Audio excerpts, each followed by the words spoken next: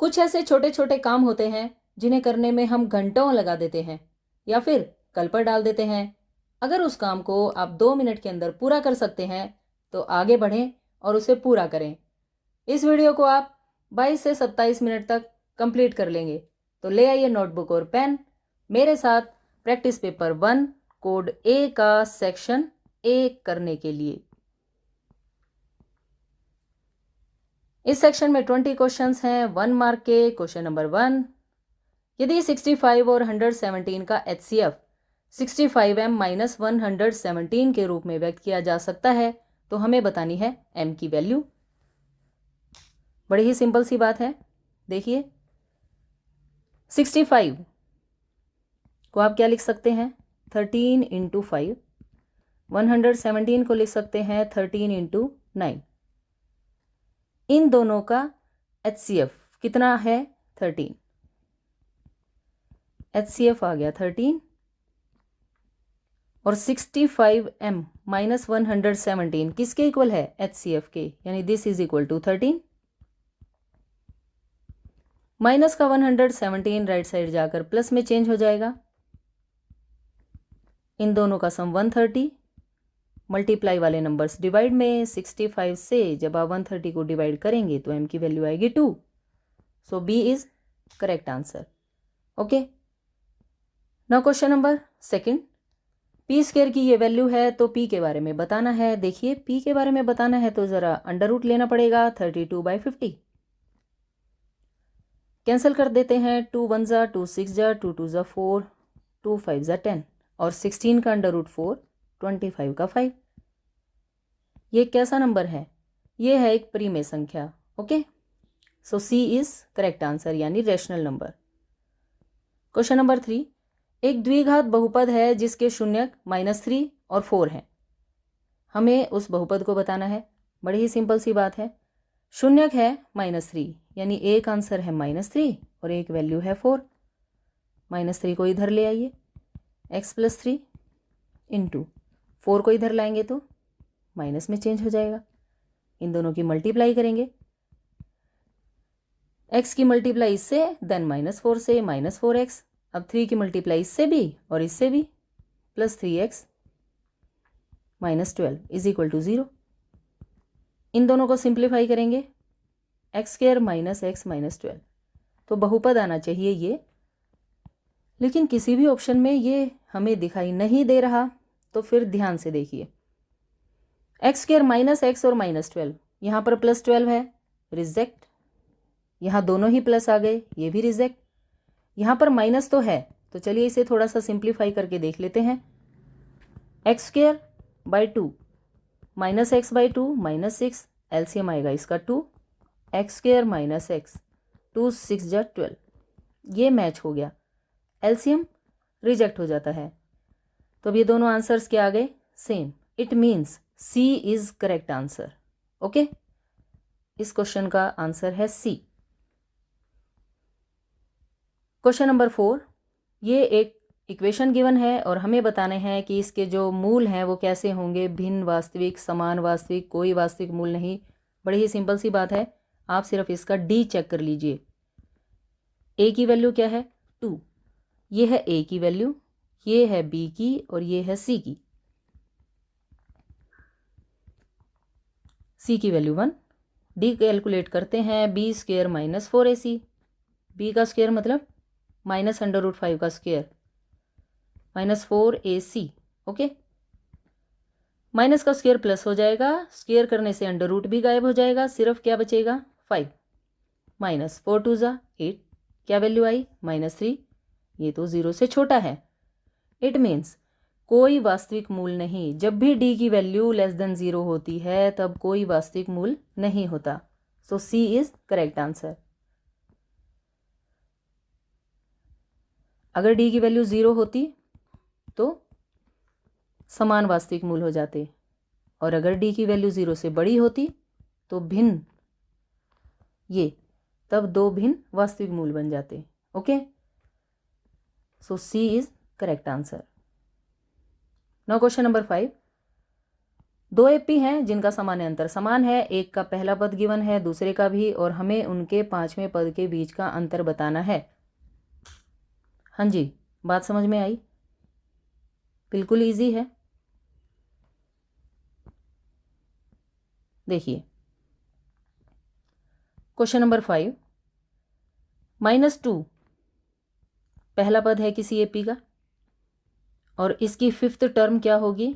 मैंने इसे capital A से बना दिया है, a + 4d। ए की वैल्यू कितनी है? -2 + 4d एज इट इज, क्योंकि इनका सामान्य अंतर तो समान है। दूसरी एपी शुरू होती है -6 से, तो इसकी फिफ्थ टर्म मैंने स्मॉल ए से दिखा दी, a5। रूल तो यही रहेगा, a + 4d यानी -6 + 4d। अब हमें इनका अंतर बताना है। -2 + 4d -6 + 4d। -2 + 4d, ब्रैकेट के बाहर माइनस है तो अंदर के साइन चेंज हो जाएंगे, +6 - 4d। 6 - 2 की वैल्यू 4, ये दोनों टर्म्स कैंसिल, तो answer will be 4। So C is correct answer. Now question number 6, वह बिंदु जो बिंदु दिस और दिस को जोड़ने वाले रेखाखंड के लंब समद्विभाजक पर स्थित है। बड़ी लंबी लंबी बातें लिखी हुई हैं, कुछ भी क्वेश्चन में नहीं है। 2 पॉइंट हैं, -2 -5 2 5। आपको सिर्फ समद्विभाजक, आपको सिर्फ इसका मिड पॉइंट ढूंढना है। ओके, मिड पॉइंट कैसे ढूंढते हैं? सी के कोऑर्डिनेट्स क्या होंगे? सी के निर्देशांक। मिड पॉइंट कैसे ढूंढेंगे? First number plus first number यानी -2 + 2 divided by 2, second number plus second number divided by 2। ये तो कैंसिल हो गए तो 0 0। Answer will B this one. Question number 7, दो ट्रायंगल सिमिलर हैं, angle A angle E given है, एंगल सी बताना है। तो देखिए एक ट्रायंगल ये और इसी की कॉपी हमने बना दी है।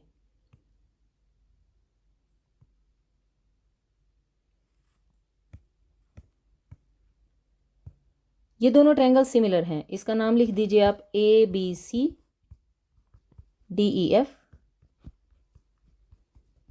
ये है सिमिलर। एंगल ए की वैल्यू है 47, एंगल ई है 83 और हमसे पूछा गया है एंगल सी। अगर ये ट्रायंगल सिमिलर हैं तो इनके जो एंगल्स हैं वो बिल्कुल सेम होंगे। अगर ये एंगल 83 है तो ये भी 83 होगा।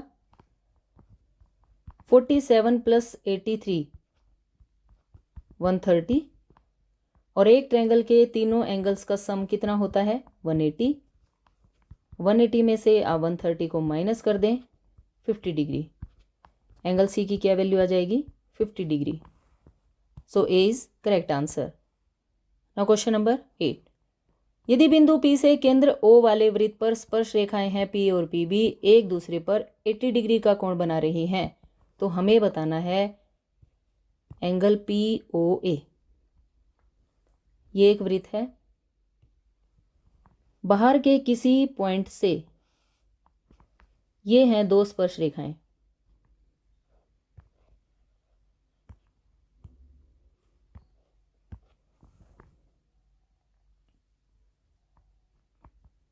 ये है पॉइंट P, एक दूसरे के साथ ये बना रही हैं 80 degree.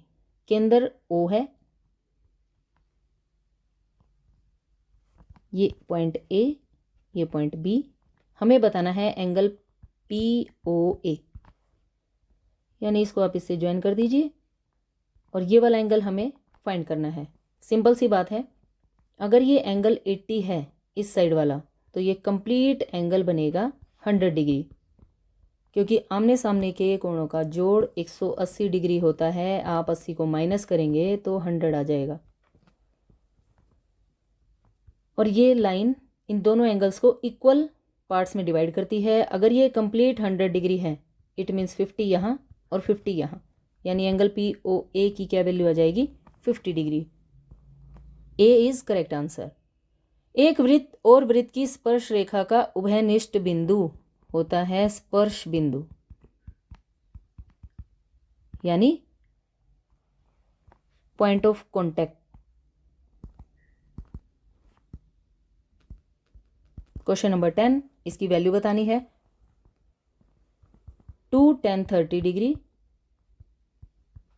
Divided by 1 + tan square 30। tan 30 की वैल्यू होती है 1/√3, और 1/√3 का जब आप ये स्क्वायर करेंगे तो ये बन जाएगा 1/3। 2/√3 एलसीएम लेंगे, 3 × 1 = 3 + 1 क्या 4/3। डिवाइड के नीचे जब भी डिवाइड हो तो रेसिप्रोकल हो जाता है। 4/3 का क्या आंसर होगा 3/4। 2 2 = 4। इस 3 को क्या लिख सकते हैं आप √3 × √3, ताकि ये डिनोमिनेटर वाले √3 से कैंसिल हो जाए। तो वैल्यू आ गई है √3/2। ओके, यहाँ आप लिख देंगे √3/2।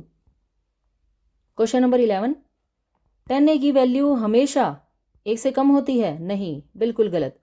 tan 45 कितना होता है 1, और tan 60 √3 होता है, जिसकी वैल्यू होती है 1.732, जो 1 से बड़ी है, यानी ये स्टेटमेंट है गलत।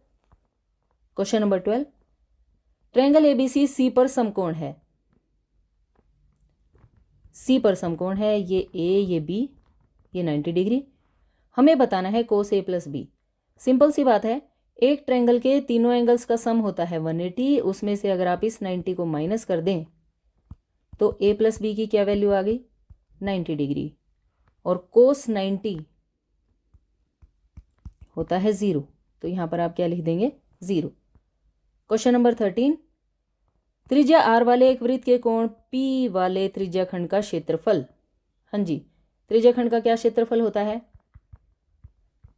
πr² θ/ 360, लेकिन यहाँ पर कोण कितना है p, यानी थीटा के प्लेस पर आप p लिखेंगे, त्रिज्या लेंगे कैपिटल R, यानी πr² p/360 डिग्री।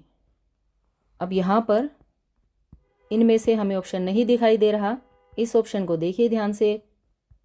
ये ऑप्शन है p/720 2πr²। अगर मैं 2 से 720 को कैंसिल कर दूं तो ये दोनों वैल्यूज़ सेम आ जाएंगी, है ना।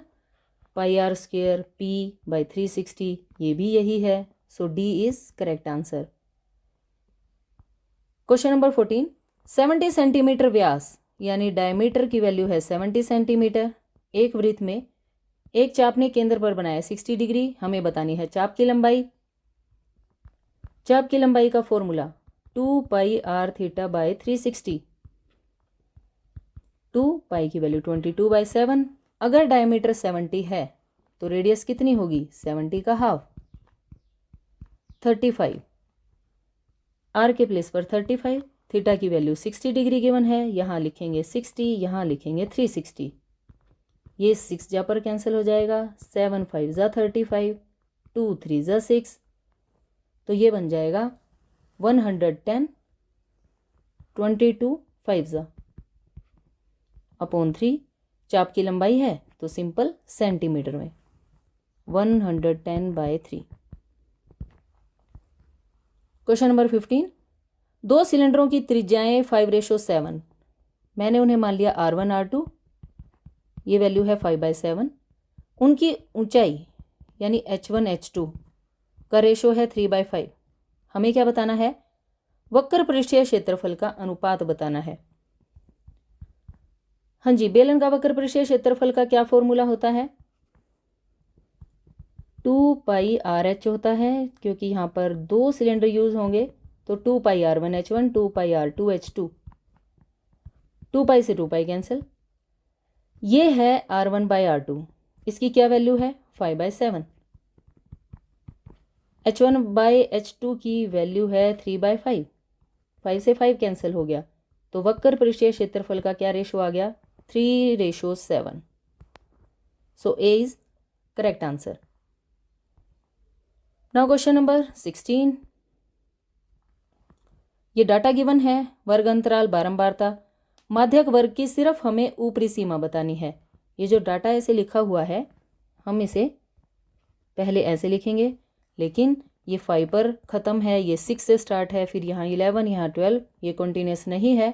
और कॉन्टिन्यूस बनाने के लिए इसमें आपको हाफ ऐड करना होता है और इसमें से हाफ माइनस, यानी 5 में जब आप हाफ ऐड करेंगे 0.5 तो ये बन गया 0 से 5.5, और 6 में से जब आप 0.5 माइनस करेंगे तो ये बन जाएगा 5.5।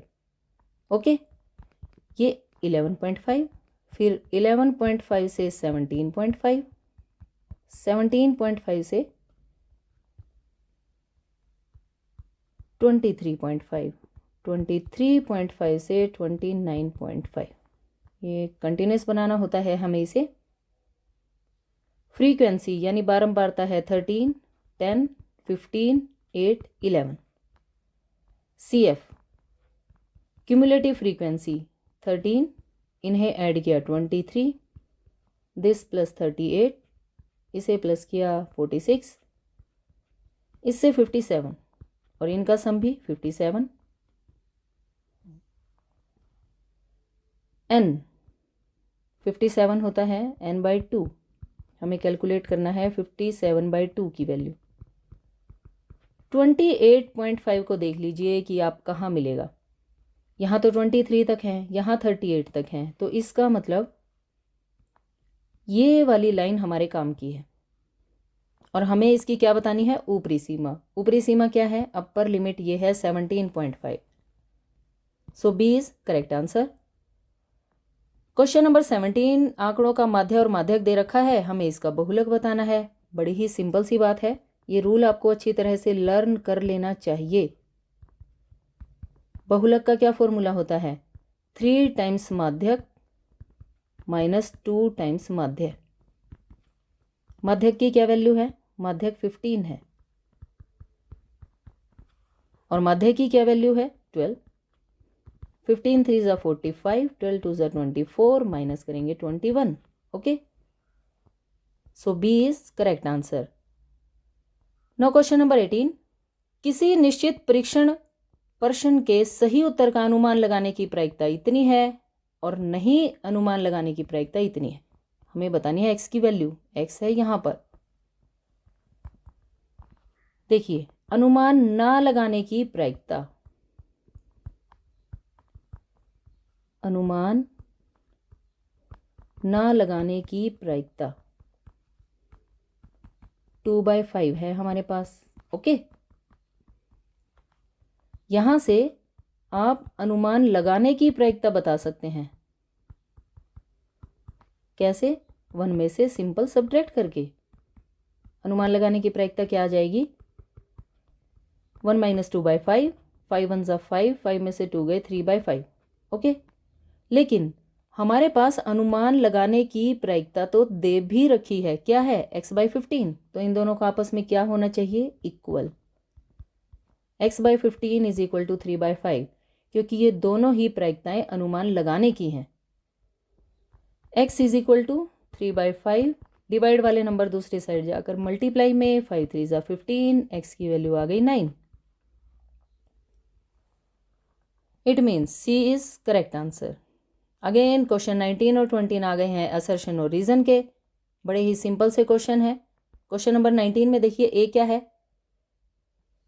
एलसीएम है 182, पूर्णांकों का गुणनफल है इतना, तो HCF 13 आएगा या नहीं आएगा? चलिए चेक कर लेते हैं। प्रोडक्ट ऑफ नंबर्स क्या होता है? LCM into HCF। अगर मुझे यहाँ से HCF कैलकुलेट करना है तो मुझे प्रोडक्ट ऑफ नंबर्स को एलसीएम से डिवाइड करना होगा। प्रोडक्ट ऑफ नंबर्स है 26 91, एलसीएम है 182, 91 2 ज़ा 182, 2 से जब आप इसे कैंसिल करेंगे 13।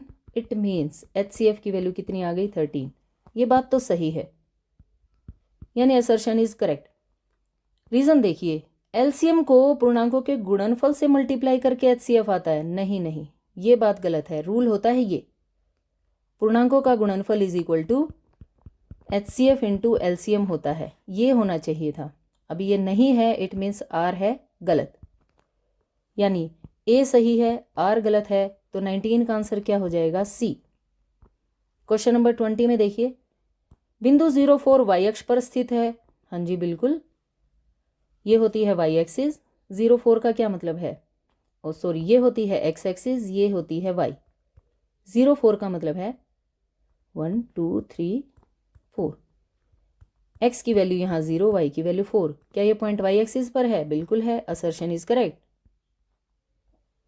रीजन में देखिए, वाई अक्ष पर बिंदु का एक्स निर्देशांक 0 होता है। ये बात भी बिल्कुल सही है, कंप्लीट वाई एक्सिस पर एक्स की वैल्यू 0 होती है। ओके, कोई भी आप पॉइंट ले लें इस वाई एक्सिस पर, कहीं भी किसी भी साइड ले लें, कोई आपसे पूछे यहाँ एक्स कितना 0, यहाँ कितना 0, यहाँ एक्स कितना 0, ये बात भी बिल्कुल सही है। असर्शन ठीक है, रीज़न भी ठीक है, और ये इसकी सही एक्सप्लेनेशन भी है। ए और आर दोनों सही, आर ए की सही व्याख्या करता है, यानी A is correct answer for question number 20। और इसी के साथ आपने ये सेक्शन ए कंप्लीट कर लिया है। Thanks for watching. मुझे उम्मीद है सभी क्वेश्चंस आपको अच्छी तरह समझ आ गए होंगे। वीडियो को लाइक करें, शेयर करें और चैनल को subscribe. Bye bye, take care.